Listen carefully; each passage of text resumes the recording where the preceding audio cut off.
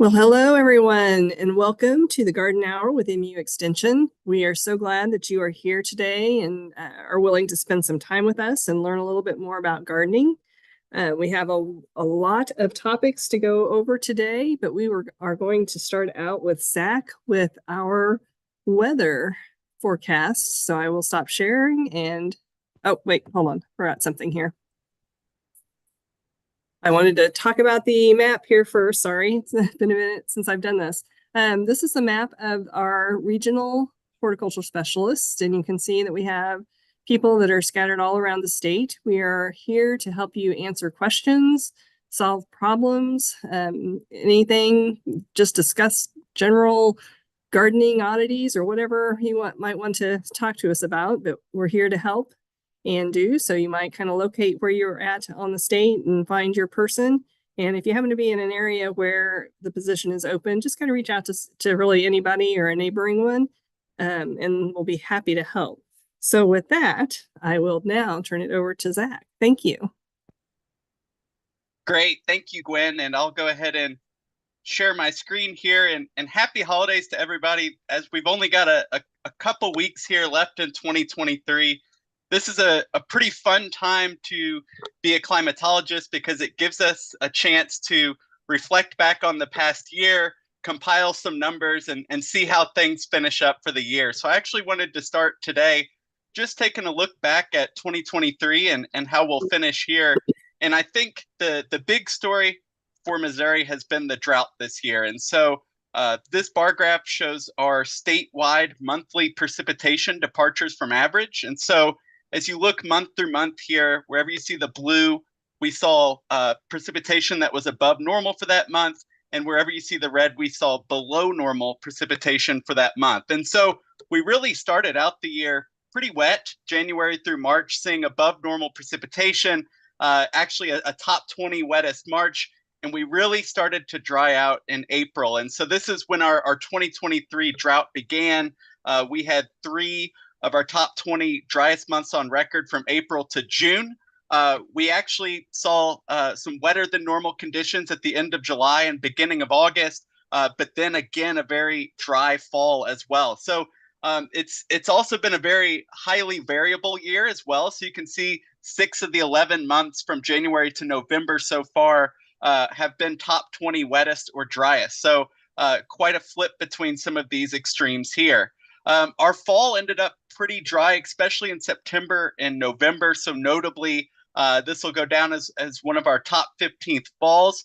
If we were to look at the whole year at this point, it's not extremely impressive as far as how below normal we've been for precipitation. We're definitely dry, but not setting any records for our annual precipitation.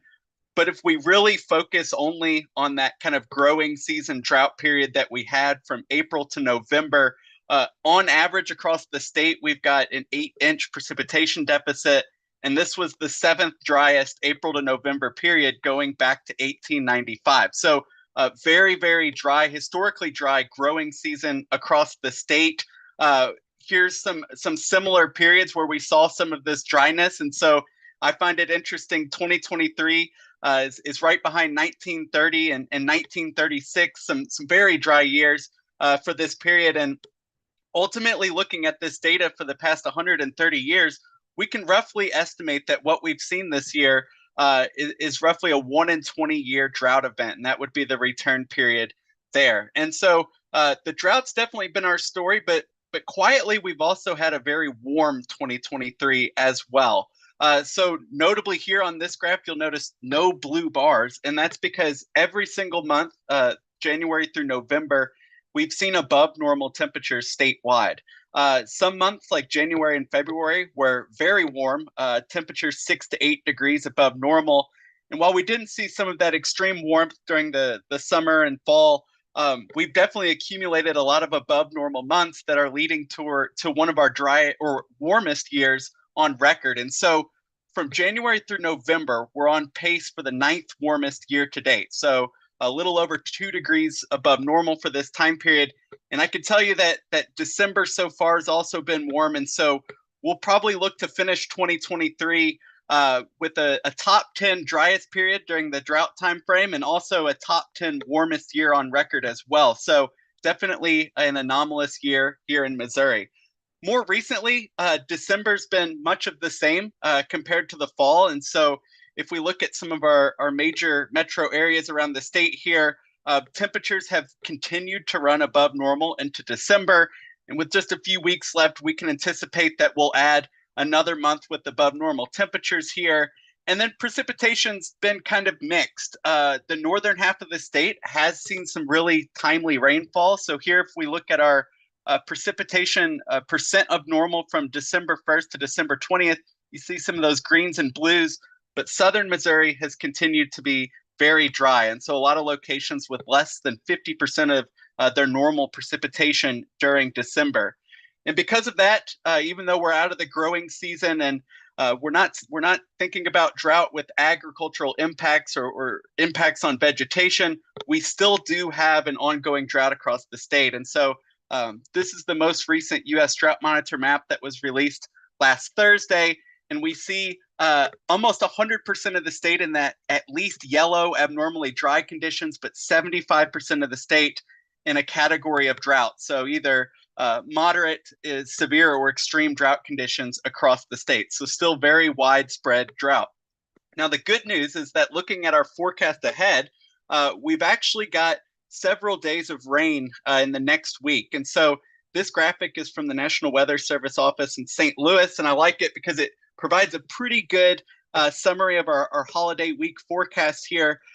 If I could sum it up in 2 words, it'd be mild and wet. So temperatures today are going to reach the 50s and across the whole state, and we'll look to see that continue through Christmas Day, but also several rain chances from Thursday night into Friday, but also late Saturday into Monday as well. We're looking at some pretty considerable rainfall, which will be helpful for the drought. And so here we have a 7-day precipitation forecast for the U.S. And if you look at Missouri here, lots of blue and even some purple into southern Missouri. And so this is showing anywhere from a ½ inch to greater than 1.5 inches of rainfall that's forecasted. And so if we saw this precipitation verify, this would definitely help with our ongoing drought situation across Missouri. Temperatures, as I mentioned, definitely look to stay mild over the next week. And so here we can look at our forecast temperatures from several different models. And so you can see these different lines that are different models, and they're in pretty good agreement here that our temperatures. So this is the forecast for Columbia through Monday, really between 45 and 60 degrees. We see a cool down after that rainfall on Monday with the cold front, but really just returning to normal conditions. So when we're seeing temperatures in the 50s like today and later this week, this is pretty well above normal for the state. So here's our temperature forecast for Sunday, Christmas Eve. We see upper 50s, probably touching 60 in a few spots, which is 10 to 15 degrees above normal for this time of year. So a very warm and wet Christmas ahead for everybody here in Missouri. And so with some of this warmth we've seen in November and December, where's the snow so far? Only a few of us have gotten lucky enough to see some measurable snow across the state. So if you're in Kansas City or farther to the north, probably the northern 2 tiers of counties across the state, you have seen some measurable snow, especially in late November, but the rest of the state has not. And so we can look at our snowfall map, season running snowfall map for the entire U.S., and we see some of the snowpack out west and even some impressive snow totals in the Northeast, but southern and central Missouri have not seen measurable snowfall yet. We've seen some flurries, but not enough to produce a measurement there. And so looking at our seasonal snowfall totals, Kansas City's picked up a couple inches, but no snow anywhere else. Where we see Columbia and Springfield as a trace, that means we did have snow falling, and I can confirm we had some decent snow showers, but it wasn't enough to measure 1/10 of an inch. And so that's the smallest snow measurement we would make. So less than 1/10 of an inch in both Springfield and Columbia. And so this is a little later than normal. These graphs show for St. Louis and Springfield, the bars kind of show for a long period of time what our earliest and latest and average first snow date is. And so this is the first measurable snow And so you can see in St. Louis and Springfield, our average is pretty close to that first week of December. So we're definitely a couple weeks behind. But if you look here, there's also several years where we didn't see that first snow until January. And so that wouldn't be too unusual if we did see that this year, which is likely given that warm forecast over the next couple of weeks. I also want to show for Portageville down in the Boot Heel and just acknowledge that we definitely haven't seen snow here, and that's actually pretty normal. So much warmer climate in the Boot Heel, and so average first snowfall is actually not until the last week of December, but there's been some years getting into February before that first snow occurs. And so looking ahead after Christmas, what can we expect to end out the year? So this is our 8 to 14 day outlook, which takes us into 2024 from the Climate Prediction Center. Looks like warm conditions are likely to continue with those above normal temperatures. And we also look to dry out a little bit after our big Christmas rainfall that we're expecting over the coming week. No real changes in the seasonal outlook. So here is our December, January, and February forecast, very close to El Nino. And so we would expect in Missouri warmer than normal temperatures throughout the winter. Precipitation's pretty close, too close to call here between below and above normal. It's highly variable, typically during El Nino years. So we're pretty confident that we'll see warmer temperatures and possibly a little less snowfall with those warmer temperatures, but we'll have to see how winter plays out with the precipitation. And so even though there's no snow in the forecast, I am a winter weather and snow lover. And so the optimist in me hopes that by the next time we have our first garden hour in 2024, maybe we will have some snow to talk about. And so just wanted to provide some great materials here. Special thanks to Evan Malone, an undergraduate student at Mizzou, who helped me pull some of these resources. But these are some winter weather preparedness links through the National Weather Service, Springfield and St. Louis.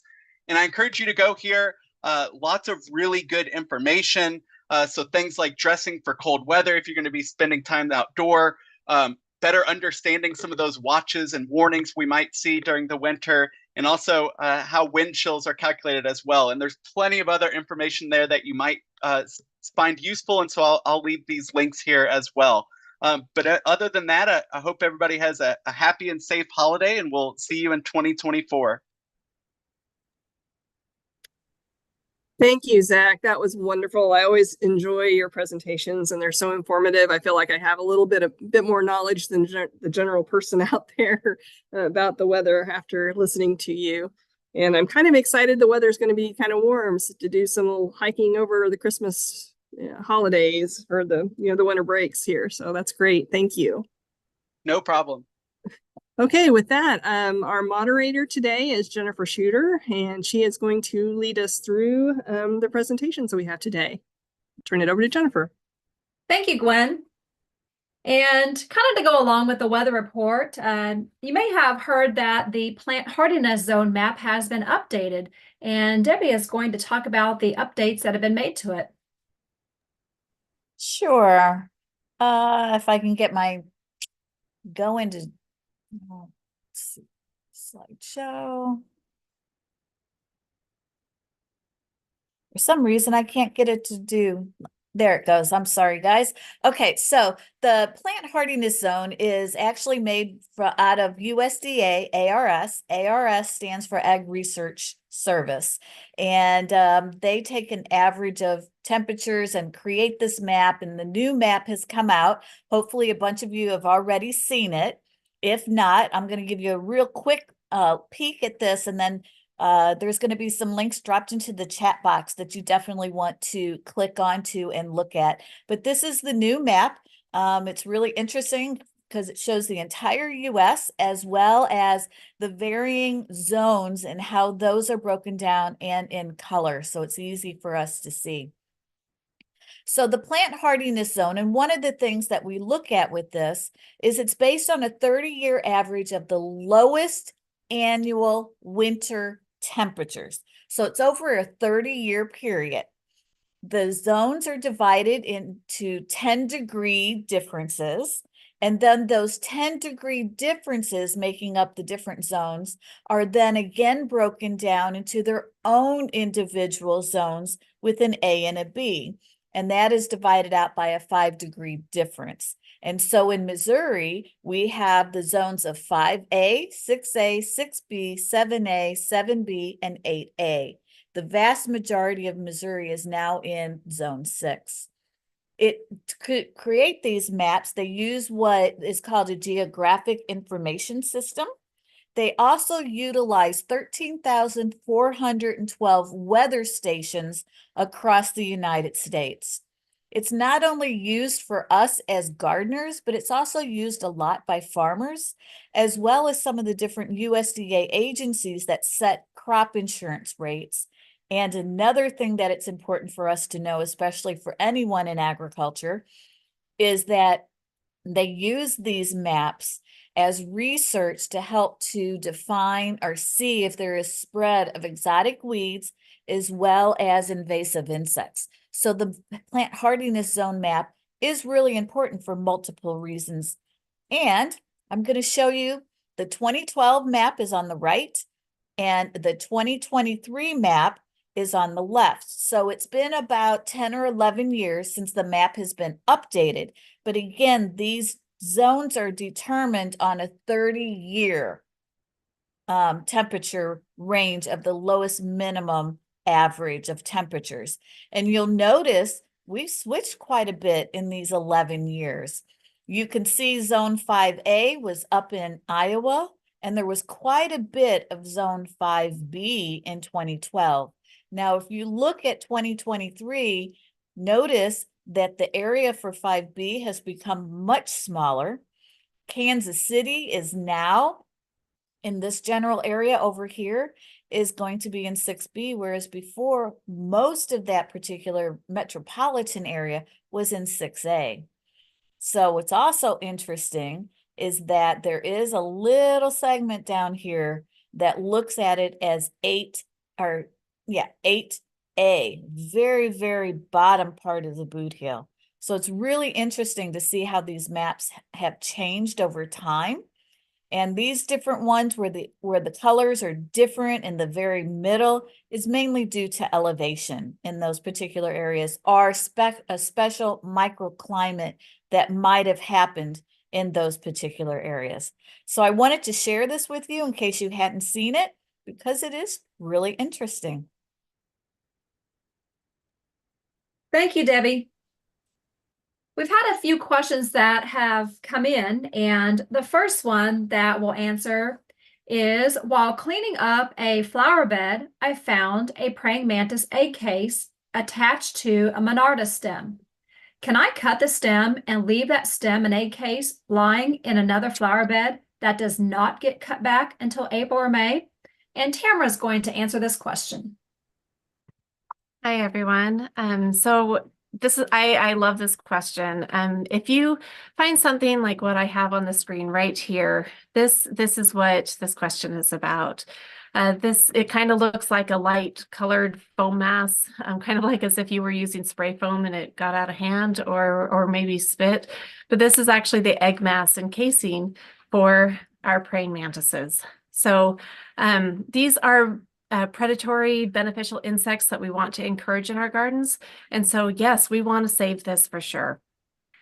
So if you happen to find a praying mantis ootheca, that is a weird word, but that is the egg case name for it. If you happen to find one, there are some really good tips. First of all, leave it there. In answer to this question, obviously that's not the right answer because they need to move it. So if you need to move it, yes, you can move it to another place where it can remain through the winter, though I do recommend that you leave it upright and in a somewhat sheltered area. You don't want it to get warmer than where it would have been. If you can put it in an area that has like similar light, that would be good. So you just try and keep all the conditions similar to how it was where you found it.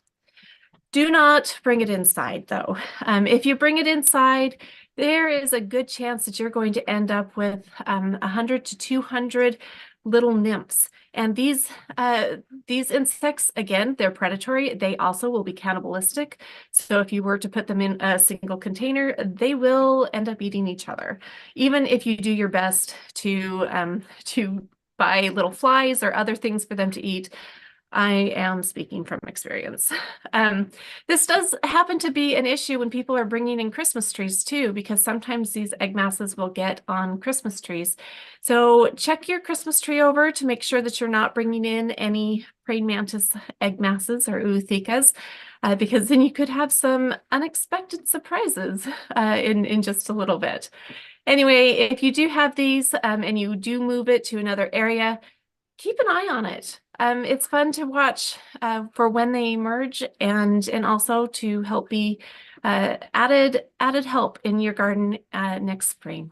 So there we go, oothekas, and what you do with them. Happy holidays, everyone.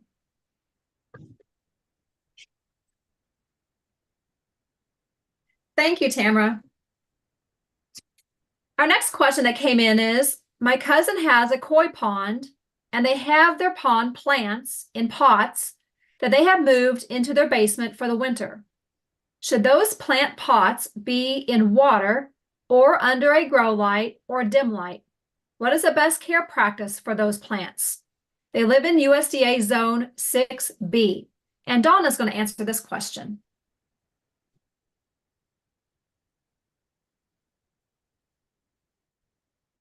Okay, thank you, Jennifer. One thing I always try to encourage people is when they're dealing with pond plants from their backyard is first try to figure out whether they're a hardy variety, a tropical variety, or something that's marginal, meaning that it can survive sometimes here when it's warm winters, but then in cold winters we'll lose them. And so I just tried to outline right here what is considered hardy versus tropical. So hardy are plants that are from zone 3 to 6. And the link I posted in the chat, it actually takes you to a website that has all the different water plants and what hardiness zone they are. So you take a look at what you have and you figure out what the hardiness zone is. So anything that is hardy to zones 3 to 6 will survive most of Missouri's winters. And so it's things like arum, cattail, irises, rush, sedges, things like that. Lilies, we divide between hardy lilies and tropical lilies. So you got to pay attention which lilies you have. So all those that are considered hardy, they can stay submerged in the water, typically 20 inches, 18 to 20 inches deep is what they recommend, so that the freezing does not happen and it doesn't affect the root system. But when we're dealing with tropicals, and though the most popular ones we find are the tropical water lilies, the water lettuce, and water hyacinths. Those are the ones that people really try to overwinter. You really will need to bring them in, and they cannot go any lower than 50 degrees because that's when the damages occur, is when it gets below that 50-degree mark. So an unheated garage that's insulated is great. Anything like that that's protected, and I'll show you that here in a minute. But then we have the marginal plants. And once again, it's where you have to pay attention to what that zone is, because many of these that are listed, arrowhead, parrot feather, fairy moss, calla lilies, a lot of these are hardy to like zones 7 to 11. And so, like I said, in warm winters, we're fine. In cold winters, we might not be. So you may have to make a judgment call of whether you bring those in or not. Now, what do they need if you bring them in? Well, one option, I have to back up just a second. One option is to treat them as an annual and just to discard them. The other option, of course, is to bring them in. So overwintering them in a 50-degree or above space. You want to just put them in a tub of water. It doesn't have to be fertilized water, just regular water. You can also overwinter them in an aquarium. I've seen people where they put submergible and floating plants in the aquarium to overwinter them. Just remember, whatever you do, you need to make regular water changes, maybe once a week, once every other week. And that way you don't get any root rots, you don't get any, leaves and things that are starting to really sour that water. So definitely water changes. Now, as far as light goes, I always try to tell people, think about a plant that is surviving versus a plant that is thriving. If you just want it to survive, then regular lighting it can deal with that, because it's going to slow down. It's not going to photosynthesize as much. It's not going to respirate as much, so that plant is going to slow down and it's just going to maintain. It's just going to survive the winter. But if you want it to thrive and you want it to do better, then you're going to have to add additional light. So you have a decision to make what you want to do, because lighting can be expensive and trouble. So, if you're getting a good west window or you're getting a good southern exposure for that sun, you might not need any light, but it's up to you how you do it. Common locations for storage of these water plants are, one, a sunny window, like we talked about, a garage. I mentioned that earlier. I have a insulated, non-heated garage that stays right about 50 degrees all winter long as the garage doors are not left open for long lengths of time. And then a basement would be fine. A greenhouse would be very good, and mainly because you'd still be getting that light coming in. And then, of course, a lot of people say, well, they put them in sunrooms, and all these are acceptable answers. But really, it's up to you whether you want it just to survive or thrive, whether you do more than just putting it in a bucket of water and trying to do more with it. So back to you, Jennifer. Thank you, Donna.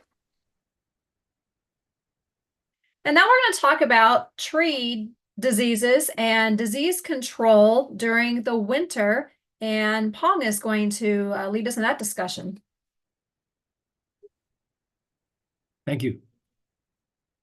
Let me see. Good afternoon, everyone. My name is Peng Tian. I'm the director of the IMU Plant Diagnostic Clinic. Today, we're going to talk about the winter care for the tree. As we all know, the winter is already here. We may be ready for the Christmas, but what about our trees, our woody ornamentals in our yard? They are facing challenges in the winter. And I'm glad Zack has given us lots of good news and bad news. Good news is that we don't have snows and the weather will be warm. But the bad news is we are very dry. So the dry weather may be a potential factor that affecting the plant growth, even though the plants are mostly in the dormancy. So when we talk about winter, there are several factors in the winter that can cause stress. First, the extremely low temperature, and that can cause the soil to be frozen. And the other thing is what we have been seeing over the past 1 or 2 years is the temperature fluctuation has become very chaotic. So you will see lots of rapid temperature change. At the same time, the drying winds and the lack of soil moisture, and that can all cause a stress for the tree. I would like to give you a quick review about the samples I received from the lab in 2023. As you know, every time the woody ornamental or the evergreen trees, when they were coping with the winter injury, the symptom may not show up until the early spring, even the late spring. So here I'm showing some old photos. The first one was from Kitty. That is a magnolia tree showing the tip burning. And this is a very interesting photo showing the dead boxwood, but on the background, all the boxwood has the yellowing on the top. This is a very evident winter injury symptoms caused by the desiccation associated with the winter injury. Those are broadleaf evergreen plants. Regarding the needle leaf evergreen plants such as arborvitae, spruce tree, and white white pine, they can also get winter injuries. You can tell from those two photos. They can cause the winter injury can cause plant growth decline and also sectional dieback shown here. And you can tell sometimes winter injury can cause big issue for the newly developed needles. What about the deciduous tree and the shrubs? One of very easy to identify a winter injury for deciduous tree is a bark splitting, which is shown here. This is resulted from the uneven exposure to the sunlight and also the shifting of the temperature causing the uneven growth, which will eventually lead to the bark splitting. And especially for some newly planted tree with thin bark, the bark splitting can cause a big issue, and some tree can die in the first year. And this is a very interesting photo, which is the forsythia plant. And as you can see, this tree supposed to bloom in the early spring. They are supposed to be the plant that bloomed first in the spring. But as you can see from the photo, all the flowers which were covered under the snow looks fine, but all the flower on the top of the snow, which were not covered by the snow, all shed. So this is another story, which is also resulted from cold injury, but this is from spring frost damage. And according to the mechanism of a cold injury and winter scotch, the strong wind can cause the leaf to lose water very quickly. And frozen water is also not good for the plant because it's disabled water uptake. At the same time, the drastic rising temperature and exposure to the direct intense sunlight can cause the leaf or the needle to become very desiccated. Entering spring, we have frost damage giving a big hit to the newly developed leaves. Fortunately, for the frost damage, it's most of the time they're just one-time injury, and as newer growth progress, the old leaves will die and the plant will be recovered. However, the cold injury in the winter can cause kind of like a longer term damage. That's why we need the strategic plan in controlling or manage the tree, because sometimes the cold injury can cause wound or bark splitting to the plant, which can introduce some diseases in the next year.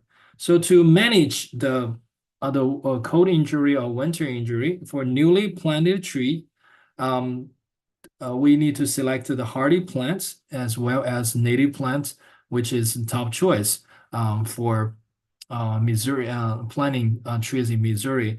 And you can wrap the trunks of the young and thin bark tree with white guards or wrap. Please do not use black wrap because the black color wrap will absorb more energy, causing more growth of the plants. That will be very susceptible to the winter injury. For all trees, you need to consider whether you're going to prune or not prune, because you will have to prune some dead tissues, but you don't want to incur any injuries, and you don't want to prune in the summer because that will trigger more growth that are very susceptible to the winter injury. Fertilization only in spring. Do not do that in summer and fall. This is related to a similar reason about pruning, because as long as you have more growth, they're gonna face more challenges and causing more stress to the tree. You may need to consider the proper irrigation in the late fall or through the winter, as you heard from Zack that the weather is definitely not friendly in this winter. It's very dry, so consider keep on watering your tree.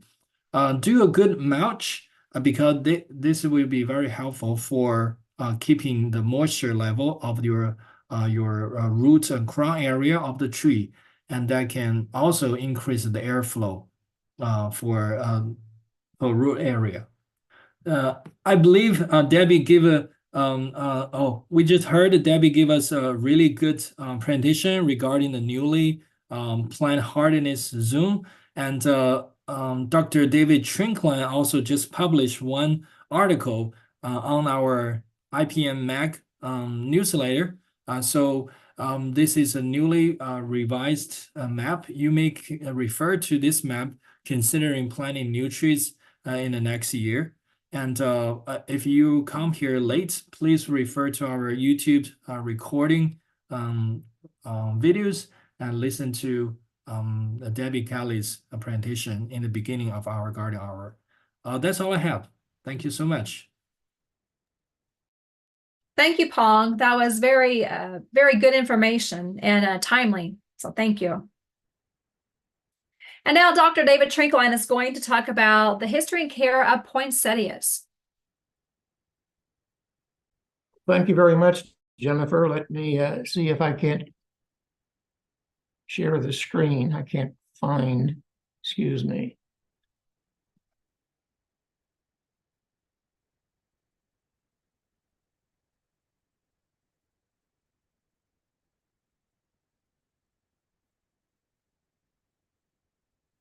Here we go, still here.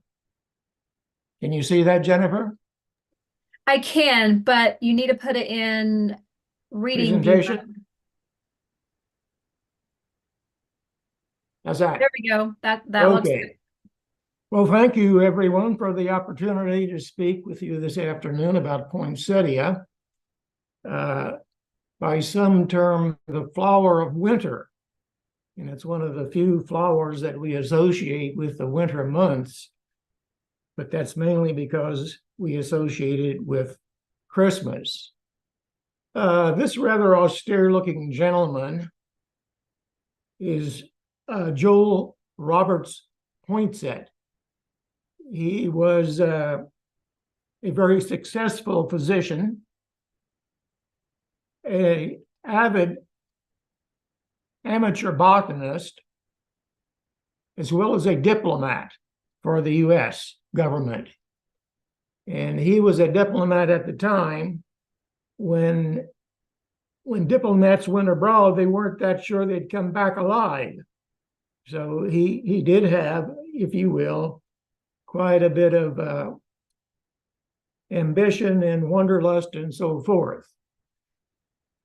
He was appointed by President Van Buren to be the first ambassador of the United States to the country of Mexico. And it was there when he was in Mexico at Christmas, he witnessed a nativity procession that was led by Franciscan monks who were there to convert the native Mexicans. He noticed their use of a red flower that he had never seen before. Let's remember, he was an avid botanist. So upon further investigation, he found this flower to be growing in the wild in the state of Texaco, Mexico. And it also grows in the wild further south. Well, it intrigued him very much. And he decided this is something that I would like to have in my home in South Carolina. So he took cuttings, sent them back, rooted them, and indeed he planted them out in his yard in South Carolina. It wasn't until later that poinsettia was more fully appreciated because of the efforts of a family I'll describe in just a second. But poinsettia, which bears the scientific name of Euphorbia pulcherrima. Pulcherrima simply means lovely plant, is native to Mexico and further south into Mesoamerica, Guatemala, Honduras, and so forth. Poinsettia is a short day plant, which we now know is more correctly called a long night plant. It needs a long, uninterrupted period of darkness in order to bloom. And we'll get into this in just a bit, but the colorful appendages really aren't petals, but they're bracts, modified leaves in nature meant to attract pollinators. It was used by the ancient Aztecs as a medicine for what, I'm not sure. And the red coloration of the leaves was used as a dye. We will let you pronounce that term on your own, but it means brilliant flower in the Aztec native tongue. Today, poinsettia is the #1 selling potted flowering plant in the United States. Now, that's remarkable in 2 ways. First of all, it's a relative newcomer to floricultural, horticultural commerce. You think of rose and other plants that go back millennia. Poinsettia we've only had for a bit over 100 years. What's equally remarkable is that all of those plants are sold in a small window of time, about the week before Thanksgiving until Christmas Eve. On the 26th of December, poinsettia is worth about as much as yesterday's newspaper. So that said, it is a tremendous logistical feat to get them in bloom sold and to the person who will enjoy them in that short window of time. What most people refer to as the flower is really a black cluster, a series of modified leaves that in nature turn red as a pigmentation. We will see there are other pigments as well. And we should point out that poinsettia mutates very readily. A mutation is simply a sudden heritable change, excuse me, in chromosomes. And in the case of poinsettia, since it's vegetatively propagated, it doesn't have to be reproduced via a seed. We can do that vegetatively via cuttings. The blue arrow is pointing at the true flowers, which are rather unremarkable. Collectively, they're called cyathea. And you can see at the tip of the blue arrow, some anthers are starting to shoot out. And those are nectary cups on the side. And again, the whole idea is that the bracts are to attract pollinators. We owe a lot to the Ecke family of Southern California. This is a picture of Albert Ecke Sr., who immigrated from Germany and settled in Southern California. He purchased land that would later become Sunset Boulevard in Hollywood, which I don't know what the price was at the time he bought it, but I dare say it accrued in value. And he indeed bought land further south towards San Diego, near Encinitas. Albert Ecke had heard about the poinsettia growing in South Carolina. So he went, took a look, took cuttings, and started his own at his, they call it ranch, Ecke Ranch in Encinitas, California. The first couple attempts at growing it as a cut flower, again, a cut flower, were failures. One of them due to an unseasonably late frost.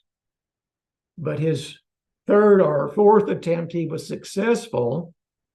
And indeed, he marketed them on wagons going into what is now Los Angeles and so forth as cut flowers. Fast forward a couple of generations. The gentleman that you see in the center is Paul Ecke Sr. He would be Albert Ecke's son. On the right of the picture, to the left of Mr. Ecke Sr., is Paul Ecke Jr., and on the left of the picture is Paul Ecke III, and they're standing in some of the greenhouses that they have for experimentation and the development of new varieties at Ecke Ranch in Encinitas, California. Poinsettia, as we know it, would not be what it is today without the effort of the Ecke family. Yes, there might be others who would have picked it up down the road, so to speak, but they did so early on, and we can thank the Ecke family for many of the varieties that are still used today, or the germplasm of which gave rise to some of the varieties from other companies. Mentioned it was first grown as a cut flower, and as you see on the right, there is still a use. That unusual marbling in the poinsettia bract is in a cultivar called ice punch. Word to the wise, if you want to cut them and use them as a cut flower, you must cauterize the cut edge of the stem in order to cause the flower to uptake water and remain turgid. And you can do that by holding it in an open flame. The first huge step toward making poinsettia a potted plant came in 1923 when a cultivar called oak leaf was discovered by someone, I think, in Brooklyn. The Eckes somehow achieved the rights to that, and thus began their efforts to make poinsettia into a potted plant. Now, one of the remarkable things about oak leaf is that A, it was naturally short, and B, it was very free branching. In nature, poinsettia is very apically dominant. One bract cluster on one stem, straight up. Well, we now know that the modern cultivars that have emanated from oak leaf all are, I will use the term infected, Pong can correct me if that's wrong, with a mycoplasma organism. It's called 16S. And one of the results of that infection would be shorter internodes and more free branching. And we mean about at every node, the dormant axillary bud springs to life if they are infected with this mycoplasma. And they do that from known plants that are infected through the use of dodder, if you're familiar with the parasitic plant. Today's poinsettias are very free branching and compact. Some of them need no growth regulators. As we said, they produce an axillary shoot at nearly every node. They have nearly black-green leaves, which add to their attractiveness and, quite frankly, hide nutritional problems if you're a grower. A number of different bract colors. The one that you're looking at is Jingle Bells. It looks like some mischievous youngster with white paint started to flick paint on a red, and that's the result. And I advertised this picture to show you the lack of stability in bract color, but that white is a sport, a chance mutation that really we don't want if you are a grower of Jingle Bells. Additionally, modern poinsettias have good post-harvest life, and that means they last a long, long time in the consumer's home. There are a number of poinsettia trials that go on nationwide. This one I show you is that company called Plant Peddler, Cresco, Iowa. And I show you simply an overview. They trialed this year 144 different cultivars, some of them not yet released, others released. Notice in the left foreground, we have something that's almost yellow, golden, pinks, whites, you name it, as we said before. The genetics for especially bract color, very unstable in a poinsettia. For those of you who might purchase a poinsettia or be the recipient of a poinsettia as a gift, care at the home or in your home is important. I'm a firm believer that during the Christmas season, you ought to display it where you think it looks best and adds to your Christmas enjoyment.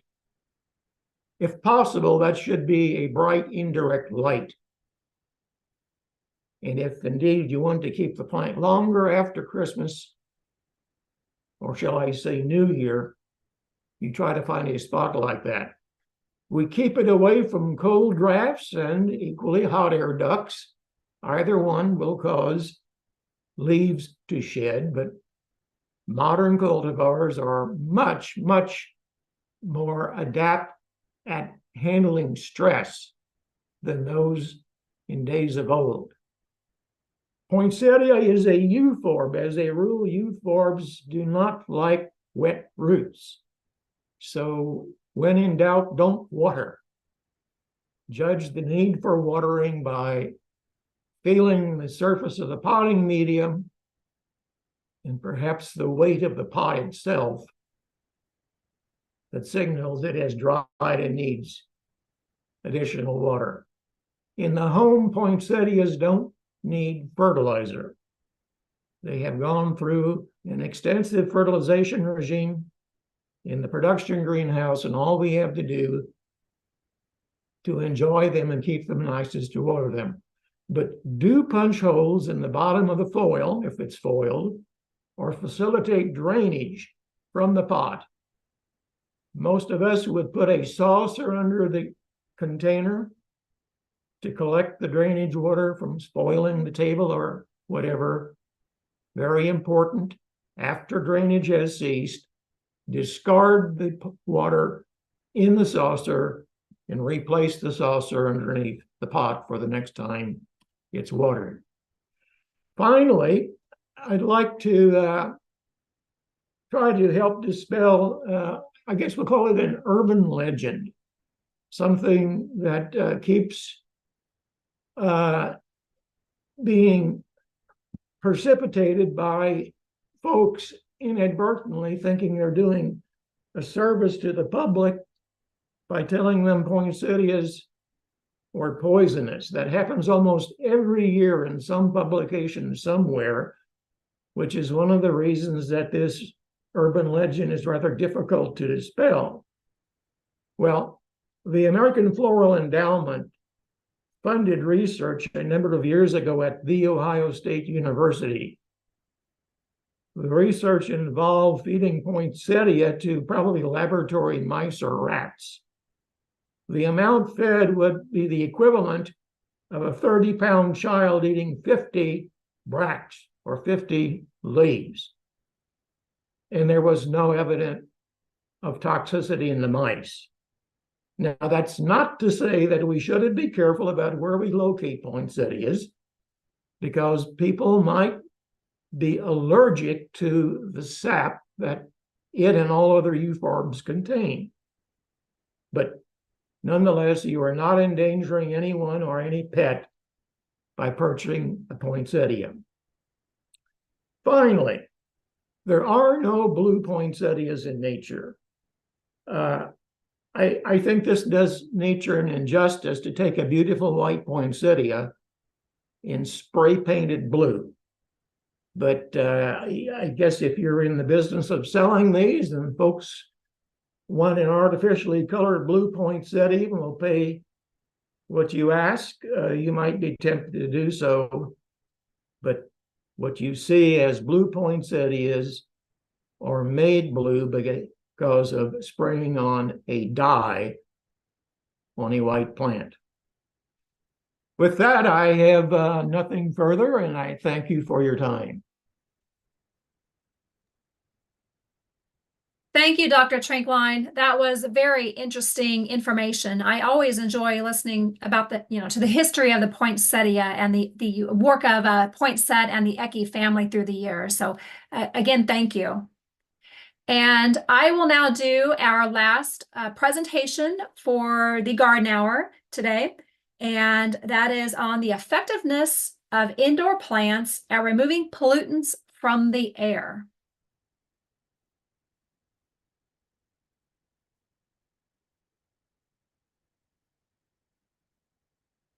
And Dr. Trinklein, I'll need you to stop share, please.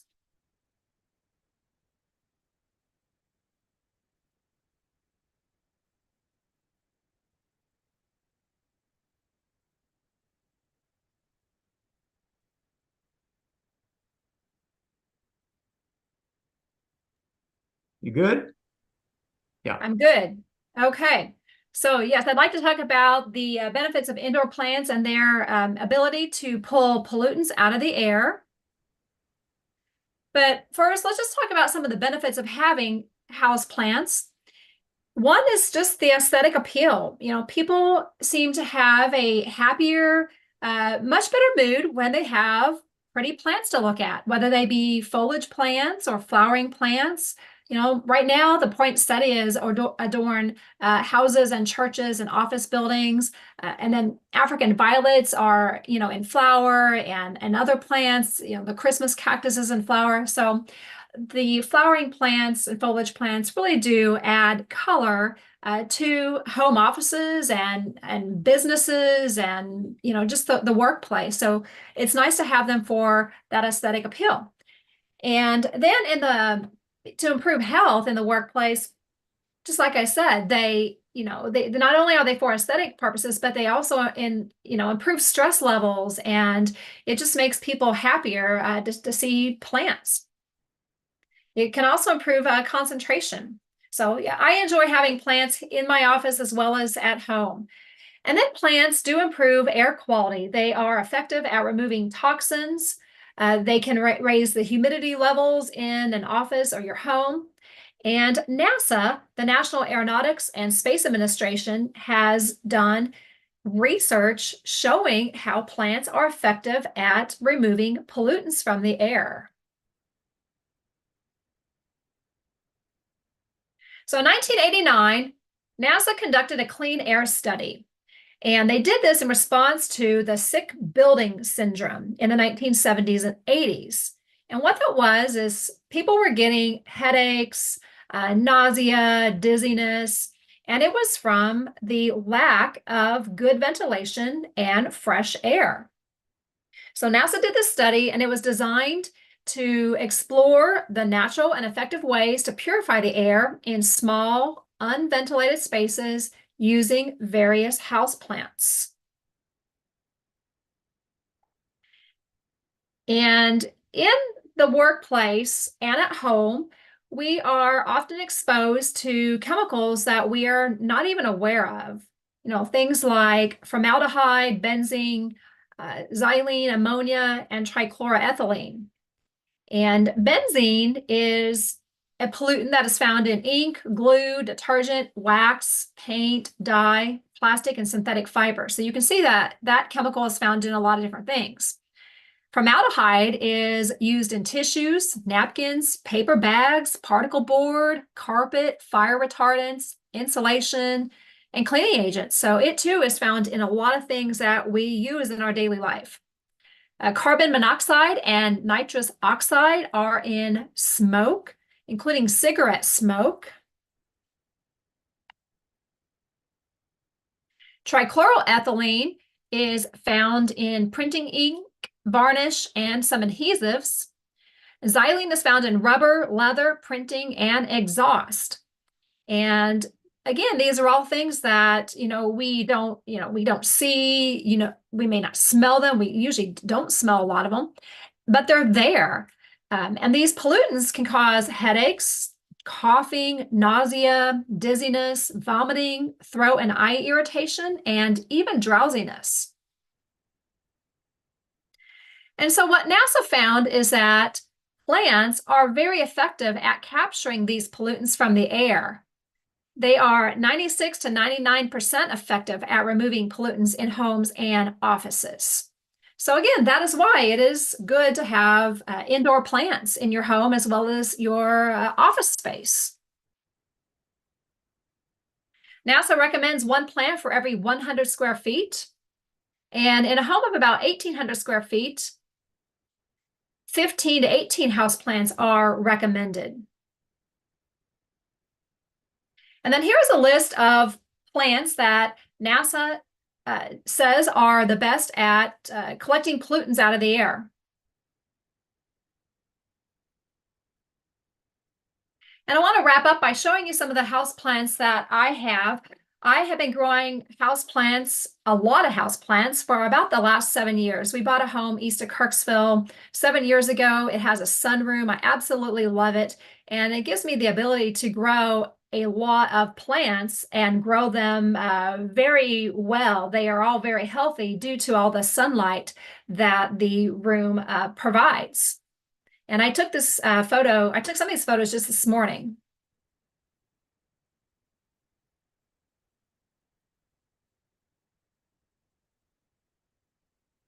You can even see the hydroponic setup I have.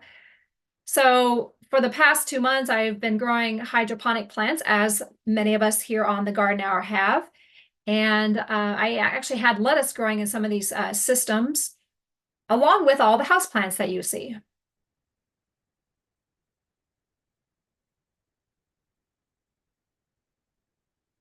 These are from last year.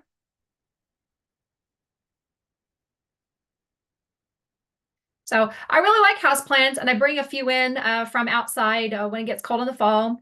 And then I keep them going all through the winter, and then a few of them I will put back outside. But I've always enjoyed growing houseplants, but more so now that I have a sunroom. So I encourage everybody to get some houseplants if you don't have any, and just enjoy the houseplants. And you'll notice that your stress level may go down. I enjoy looking at them on a cold winter day. And they're nice to have. So, and with that, I will close it out and send it back to Gwen. Thank you so much, Jennifer. I think I want to go sit in your sunroom for a while. That was lovely. Looked great. And so much good information today. I need to pull up my PowerPoint again. I accidentally closed it. So give me just 1 second. I know we're running a little bit over here. Okay.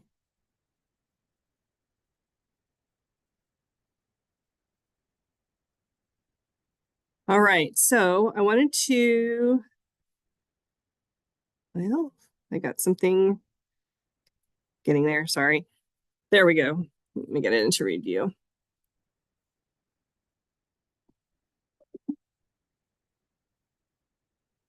Okay, so I appreciate everyone coming today to listen to us. We had such good information. Remember that this is not the only place that you can listen to us. You can go to our YouTube channel. Just type in MUIPM in the search bar once you get to YouTube, and you should be able to get information. I know that I'm going to go back and listen to a few of these things just because I learned some new things, and I just might want to, just learn a little bit more about it. Also, we do have our future shows.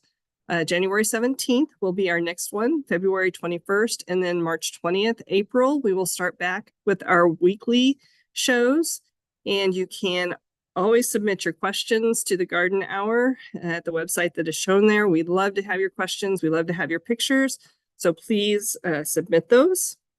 And then again, just our map of where you can find someone to help you, our names around the state. And then if you're wanting to save the chat, which I would like to do so as well, if you just go to the 3 little dots down here at the bottom of the chat and click that, and it will give you the option to save all of those links that were put in there. So with that, I want to thank everyone again for all of your time. And let's see, we have a raised hand.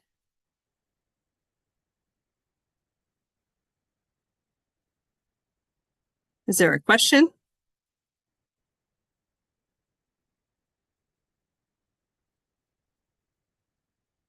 All right, folks. Well, I think this is it. Thank you so much for your time today, and we'll see you January 17th.